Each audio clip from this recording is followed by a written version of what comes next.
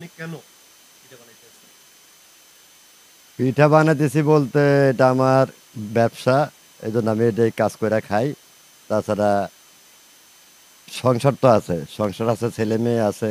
পিঠা তো বিক্রি করতে হবে। পিঠা না বিক্রি হলে কিভাবে চলবো, কিভাবে খাবো? আসলে আপনি এই সরকারের আমলে ভালো আছেন না আগের সরকারের আমলে ভালো ছিলেন? সত্যি কথা বলতে আমরা তো রাজনীতি করি না, আমরা পেটনীতি করি। তো আমার কাছে যে সরকারি আসুক কোনো ব্যাপার না। আমি চাই যে একটাই যে দেশটা যাতে ভালো থাকে, সুস্থ থাকে, শান্তিতে থাকে। এটাই। আর কিছু না। যে সরকারই আসুক তাতে আসলে আমার কোনো এখানে সমস্যা ব্যবসা নেই। করে আপনি আসলে কত টাকা আর্ন করেন? এখানে ব্যবসা করে আমি প্রতিদিন ৳৪00-৫০০ ৳৬০০ পাই। এই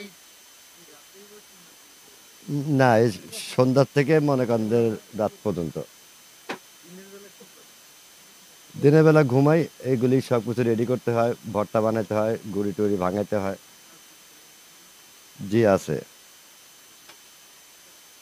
আমার একটা ছেলে আছে, আইএ পাস করছে। ও কোনো চাকরি-বাকরি দিতে পারি নাই। আপাতত এই ফুটপাতে চা দোকানটা কইরা খাইতেছে।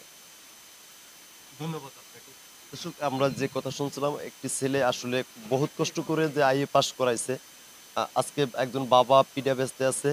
আপনারা সকলেই চোখ রাখবেন ম্যাক্স টিভি বিডির পর্দায় সকলে চোখ রাখবেন আসলে ইমাম টিভিতে।